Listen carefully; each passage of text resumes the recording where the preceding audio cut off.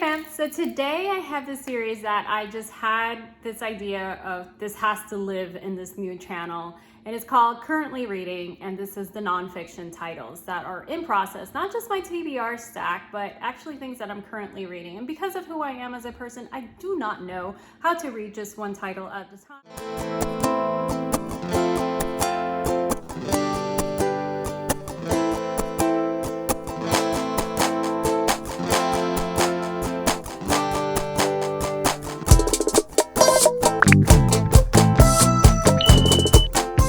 My friends, if you're brand new to my channel, my name is Arlene with Arlene and Company. As I said before, we're going to go over my nonfiction currently reads, and I'm going to give you my first impressions, what I'm thinking about it. If I think you should just go ahead and not even wait until I finish reading and just go ahead and pick up the copy and read with me, then go ahead and do that. If you are not aware, we also have, and when I say we, it's me and Kelly from Beaches and Read, and also our girl from the West Coast, Shannon, in the Hip Home Life. Also helps us out at our little humble abode, and it's called the Book Nerd Café. We have an Instagram, so if you just love to see even more book content, even though my main page has a lot of book content, make sure you follow us there as well, and the captions down below. All right, so I'm gonna get into the stack. We're gonna talk about it, we're gonna chat about it. I really want stacks. There's always massively large. I actually think it's like about 12 books deep. This is only about 5 or 6 books on here, which it's not, these are not including like my work stack. I have very specific books that I read for work related things.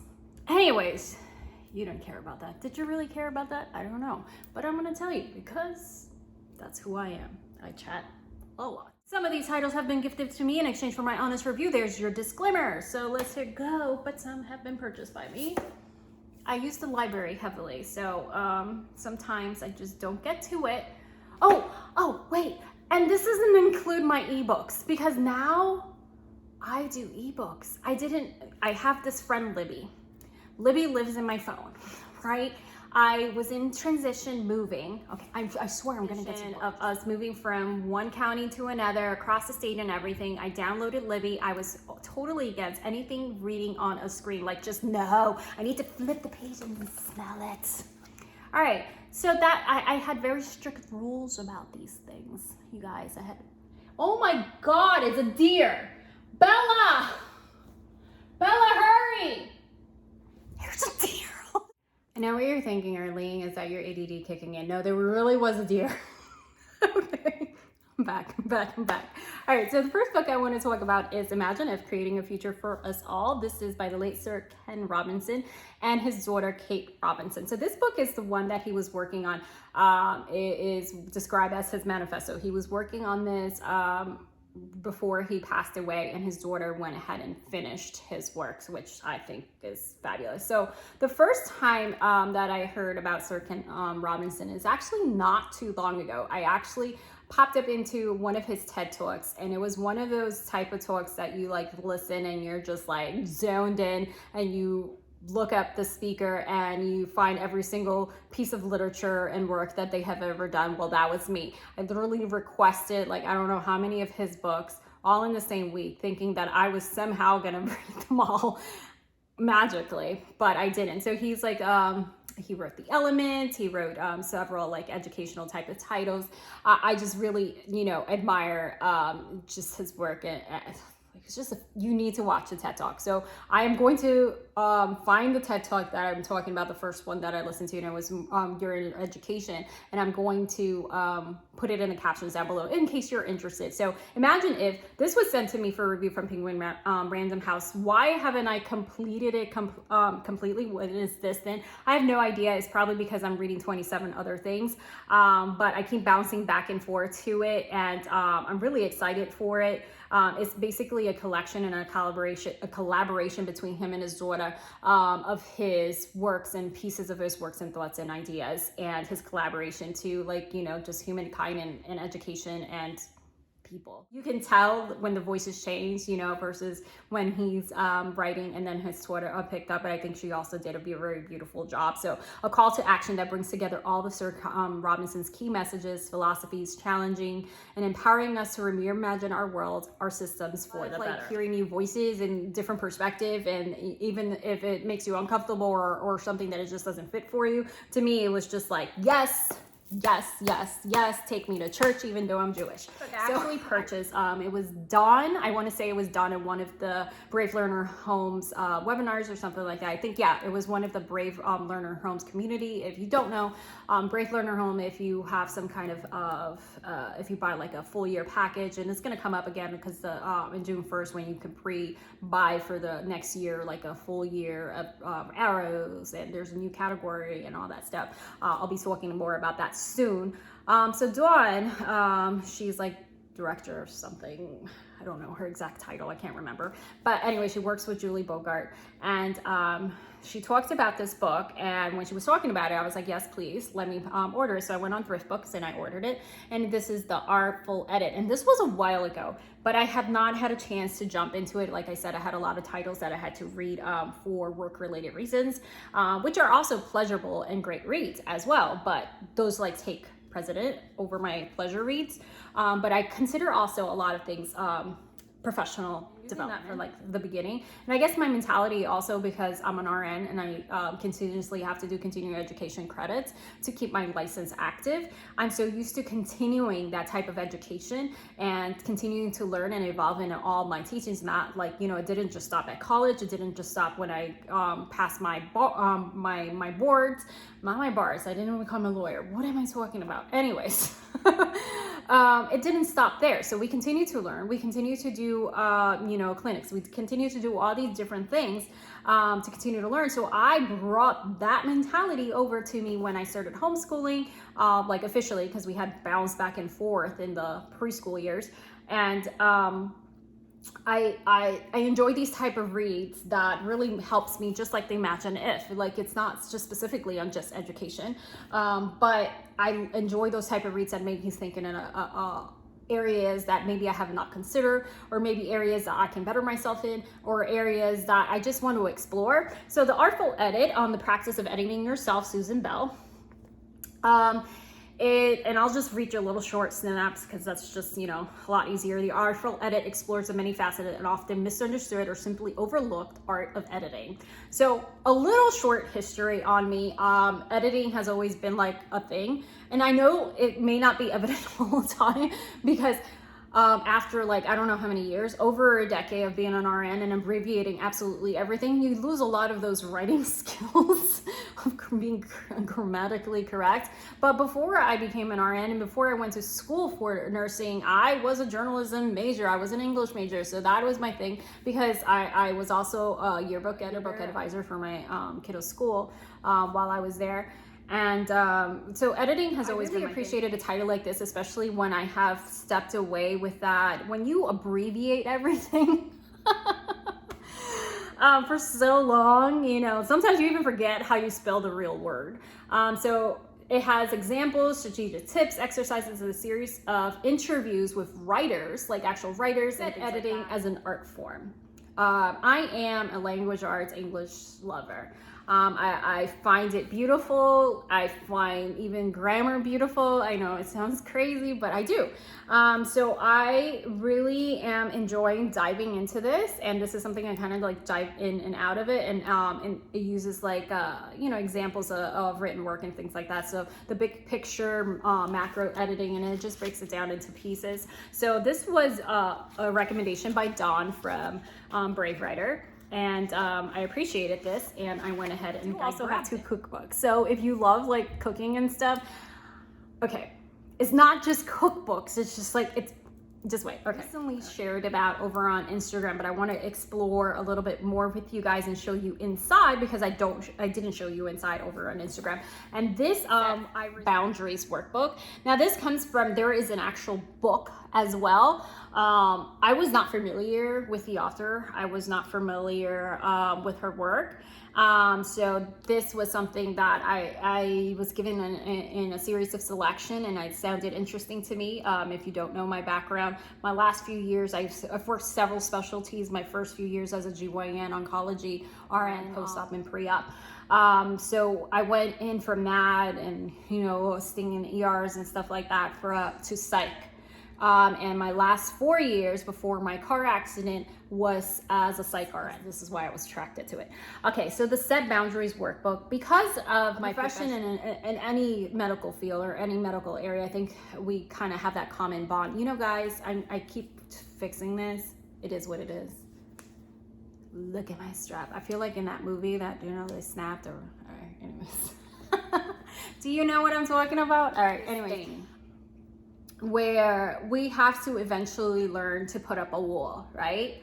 And it sounds to an outsider looking in that may not have the experience in a healthcare field and did not have experience with the things that we were exposed to on a daily basis, every shift, every hour, every day, every patient, every family member, and every caregiver. They don't have that experience. They don't have that point of view. They don't understand that barrier that we must build. And I'm not saying that we are void of emotions or anything like that, because that's not a good practice either. That's not a healthy coping mechanism. Not that we're great at those either, but we're great at teaching about it though. After time, you learn that you have to set some boundaries, right? You learn that you have to build this, this voice, or it eats you alive. So that type of behavior, that type of environment, and that type of mentality of always being a giver and going into this field as something that I always had to work on. So the Set Boundaries workbook is practical exercises, understanding your needs and setting your limits. And this is by Nidra Glover, and I'm not sure how to pronounce her last name. It's called Set Boundaries, Find Peace. I absolutely adore this. I am through it quite a bit. So what you have here is she breaks it down into chunk pieces, right? So you are looking at this in several ways that you were digesting. What is boundaries? What does this mean in this element? What does this mean for relationships? What does this mean in this setting? What does this mean in that? And then she breaks it down in those digestible pieces and works it through you. So you kind of feel like you're in therapy with her without paying that hefty bill, right? So you have, I'm not saying this is a replacement for therapy. Let me make sure, I'm not giving medical advice. Okay. What does it mean to have healthy boundaries? What happens when we don't have healthy boundaries? Learning to set boundaries. It seems like very generic types of topics when you first look at it, but then when you read it, you realize that she made the text being in a very approachable language. It is written in a layman's term, meaning it's not written in a medical jargon. So especially when you're talking about psychology and that field and talking about social emotional health, and when it's written by a practitioner, it is usually written a lot of times in that type of jargon that leaves a lot of people that are like, what are you talking about? And that's not what she does here. So I do appreciate that. So like holding your boundaries is a form of self-care, all in the family, how it relates with friends, families, and things like that in different unit areas of how to use this book. And there's journaling prompts and things like that throughout it. Now, obviously, if you do not want to write in your book, like I have this thing about not writing in books, tell me in the comments, are you a writer in the books? Do you write on your books? Do you highlight your books? Let me know. I will put you on my list. No, I'm kidding. Anyway, so you have exercises throughout that are pertinent to each section of the book. So you have checklists, pause and gather yourself. It's not preachy. It's not like, and what I mean by preachy is like, you need to do this because this, it's not like that. It helps you reflect, bring those elements out, and then piece them back together in a way that makes sense for you, right? Your definitions of boundaries, fill in the blanks. The activities are all different. It's not just writing prompts. It's just kind of like different exercises. Release from my friend Amber O'Neill Johnson. And I know you guys have seen it circulating in the homeschool world, but I really wanted to talk to you about it and talk to you about it a little bit more. I made a reel about it because as I felt like very deeply about sharing this and sharing this amazing accomplishment, because she's not only been a voice here in the homeschool community, but I feel like Amber is one of like, she lives what she speaks, she lives what she talks about. It's not like, you know, some folks that are, you know, stating inclusivity and all that stuff, you know, they kind of stick to their own realm. This is not that. It's not like preaching to you or anything like that. It's really, like I said, celebrating diversity and kinship in the home and beyond. So let me give you a little bit of glimpse inside. So you're going to go through this, and it's gonna, you know, it has that story element that is very beautiful of the way that she put the framework. It starts with a foreword by Julie Bogart. And the way that she wrote that foreword was just like a beautiful way to set the stage, and ending it with saying that she's the student here. She may be Julie, but she's the student here. And I absolutely loved and appreciated that. And especially when, you know, to have our Black and brown voices be seen. Anyways, a place to belong. So this is just a beautiful, conscious way of getting, whether you're a homeschooler, public schooler, doesn't matter. It starts in the home. And then she just kind of maps it out for you. Like, okay, that sounds wonderful. I would love to be better at that, but it doesn't come natural to me. All right, well, let me hold you by the hand and let's get through this. So she has like this set it up by dividing by parts, so laying the groundwork, curating the home library. So I'm almost done with this title, by the way. Shaping the home atmosphere, and part 4 is moving beyond the 4 walls, which is yeah, let's do that. Let's do that. The introduction, how she sets the stage is I love. I have never heard her in any of like this. I don't go to homeschool conferences or anything like that, so I've never heard her speak. But I have like little marks here of things I wanted to read to you guys, but this video is getting long. You guys should just know I don't know how to do short videos, and that's just who I am, and you accept it or not. You're evaluating your family culture. What are you bringing to included by Confucius, the Chinese philosopher? To put the world in order, we must first put the nation in order. To put the nation in order, we must first put the family in order. To put the family in order, we must first cultivate our personal life. We must first set our hearts right.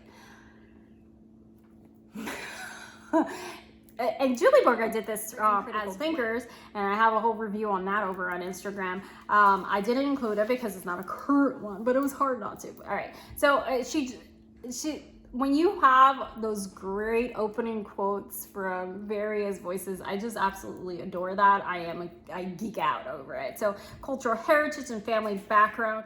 What makes your identity? How does that shape your mirror on the wall when children see themselves in their books? So, you know, we talk a lot about that. You see a lot of us, I'm Afro-Latina, and you see a lot of that. My family is multicultural. My kiddos are mixed. My husband is Jewish. So, you know, there is a thing like, you know, my kiddos did not see themselves in literature.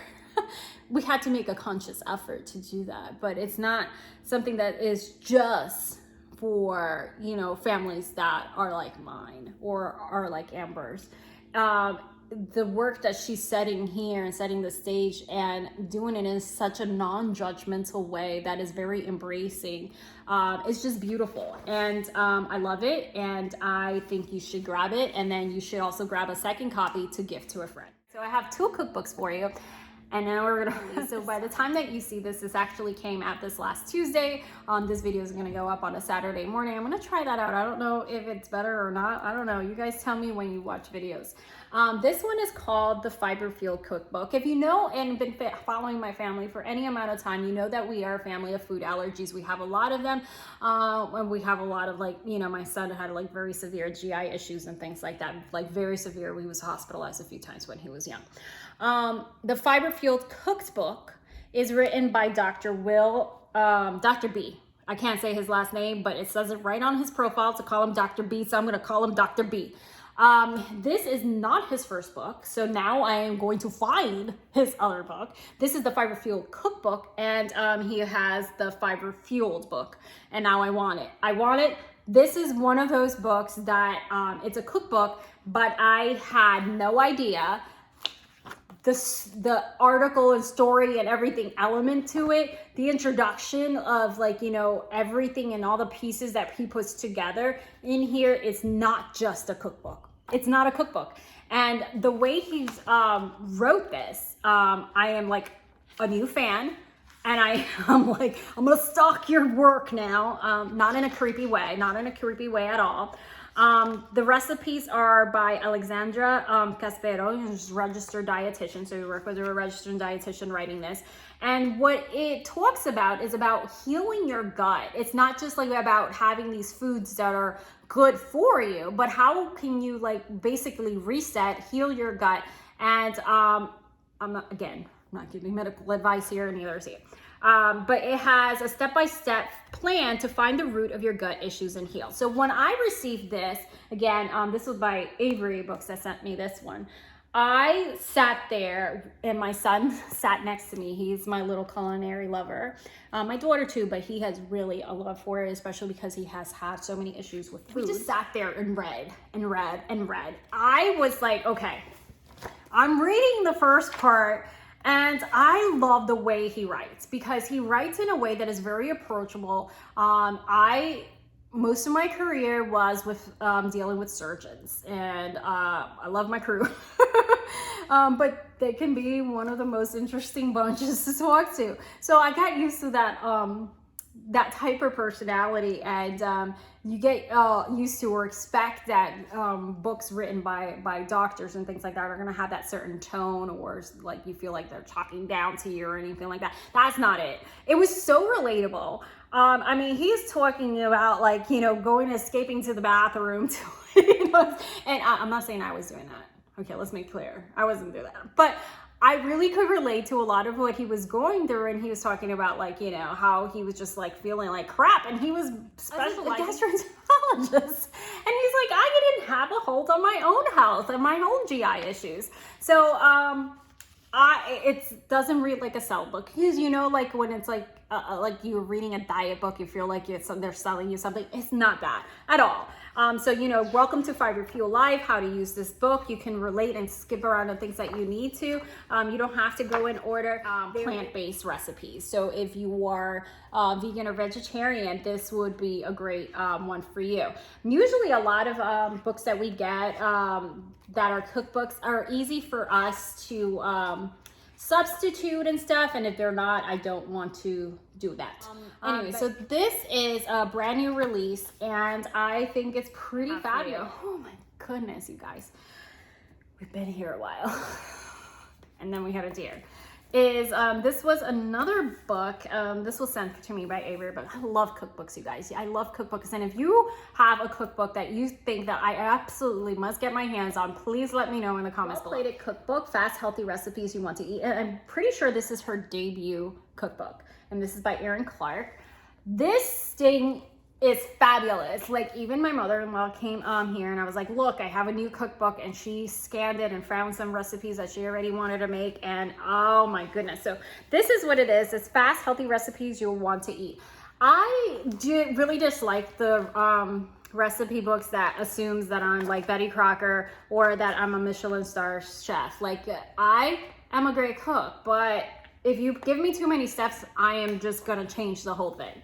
And I'm probably still going to change your recipe because that's just who I am. But anyways, it has a lot of cool, I mean, my kiddos were already flagging things and they have a list of things they want me to make. It's beautifully, you know, I love the photography in it, and the, like, you know, the little story elements, here throughout, but it's just, it's jam, like, you know, the type of entree. So you have Let's Party, main attraction, you know, like the side items, desserts, and things like that. We've already made a couple, I want to say like 2 or 3 recipes from here. Of course, we had to adjust a couple things here and there due to dietary restrictions. But this is freaking fabulous. I love this cookbook. I love that it's massive and I can have it for a very long time without feeling like, all right, yeah, it's outlived its shelf life. So anyway, this is the Well-Plated Cookbook. Thinking about, what are you reading that is nonfiction? We're focusing on nonfiction on this video. Next time we'll focus on fiction. And if you have any recommendations for me, you kind of see my vibe here of what, but I go through changes. I go through like moods of like what I like to read and what I'm in the mood to read. And sometimes it's like really, really serious. And sometimes it's like, I have a other stack that I haven't even looked at. So you guys know I always have books. So this is what I had to show you, my friends. Thank you so much for hanging out with me. Don't forget to subscribe, because this really would suck to talk to myself. This is not why I do this. All right.